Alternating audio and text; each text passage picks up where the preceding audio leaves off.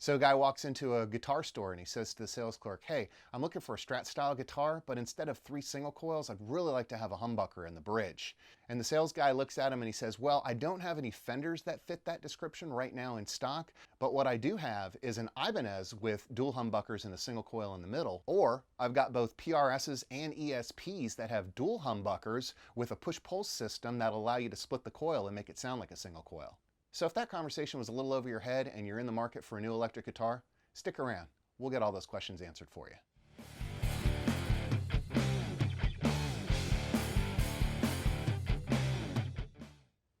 Hey everybody, my name is Steve and welcome to My Guitar Journey, where we discuss everything guitars. Today, I'm going to talk to you about buying a guitar. And the catalyst for this video is that a friend of mine recently bought a Gibson Les Paul, and he had no idea what the knobs and switches did on his Les Paul, and he was too embarrassed to ask in the music store because he didn't want to look foolish. Now, I believe not wanting to look foolish is something that I think we all suffer from when we're at the music store. So let's go ahead and get all those questions out of the way so that when you purchase your next electric guitar, you make the right decisions.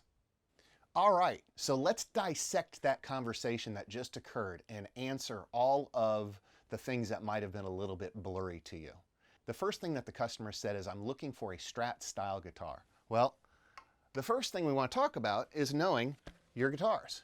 This is a Strat style guitar. The Fender Stratocaster came out in 1954, and it actually wasn't the first Fender body that came out.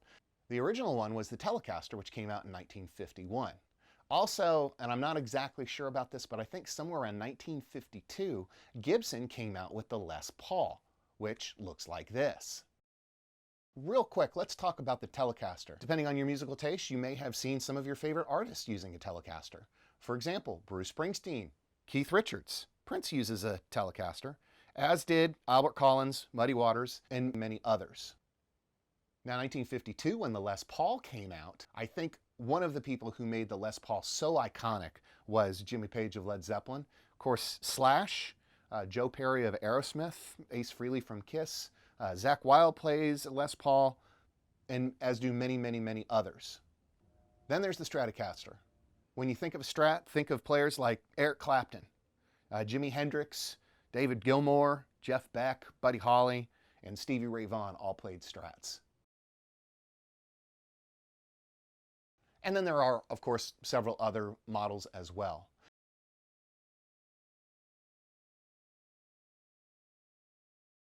So when you go to buy your guitar and you're looking at that massive wall of guitars and it's so overwhelming, I think before you get to the music store, I think you can kind of narrow it down based on what body style do you like. Do you like a Strat?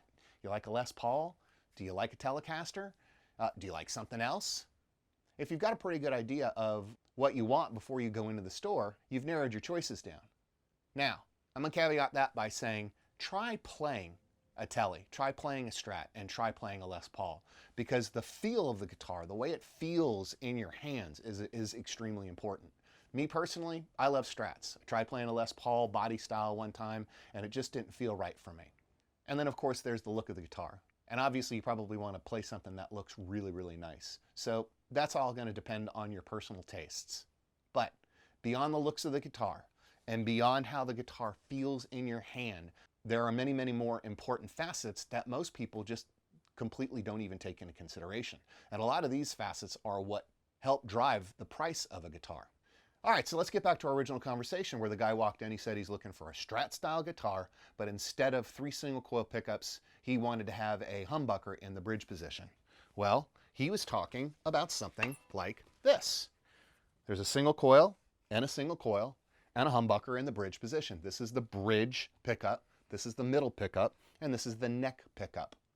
So the difference in these pickups is how they sound. A single coil pickup has a much brighter sound than, say, for example, a humbucker. So here's the single coil, and here's the humbucker. Hopefully you're able to hear the difference on that, but that is essentially what the guy was looking for when he came into the store. Well, the sales clerk says, "Well, I don't have anything that does that," but he did mention that he has an Ibanez guitar which has dual humbuckers and a single coil in the middle. And now me personally, I don't own an Ibanez that fits that description, but here's a picture of one right here. You can see that both the bridge and the neck are humbucker pickups, and the middle one is a single coil pickup. Now he also said that he had a couple options for the customer. He said he had both models by PRS and ESP that had dual humbuckers with a push-pull system that allowed you to basically choose between a humbucker and a single coil. So what he was talking about there is this. And it's outfitted exactly like that. And I think in this one, you can see right here, this is the push-pull. If it's pushed in, it's a humbucker. If it's pulled out, it's the coils are split so that it's a single coil. So you kind of get the best of all worlds. All right, so let's talk about knobs and switches. We got two knobs here. This is a tone knob and a volume knob, and they do exactly what you would expect them to do. But the switch might be confusing to you. And let me tell you what the switch does.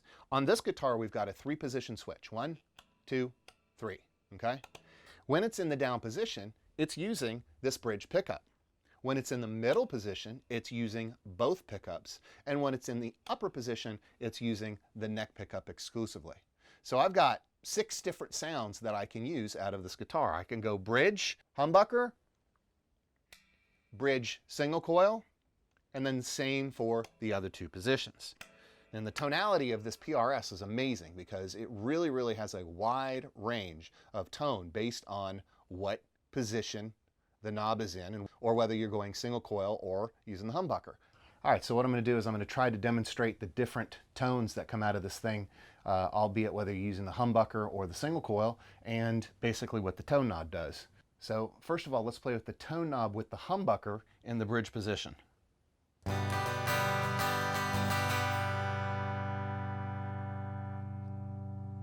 Turned it to 0. See the difference? Now let's strum and pull it into the single coil so you can hear the difference between the humbucker and the single coil.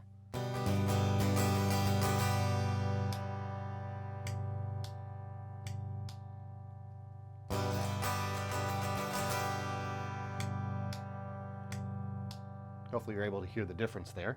Now I'm going to go humbucker in the bridge position on 10.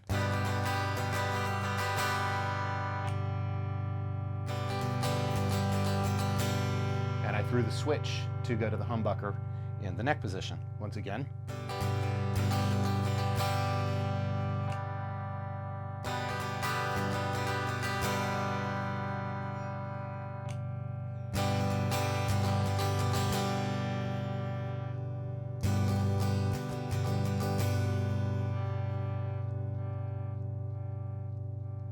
Playing with the tone.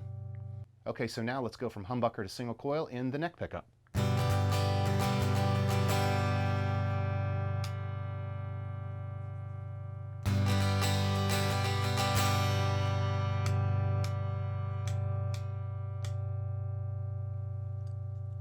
Okay, so I wasn't able to hear the audio as you were, but I'll hear it on playback, and hopefully it was enough to show the variations between the 2 pickups and showed the difference between the humbuckers and their single coil counterparts.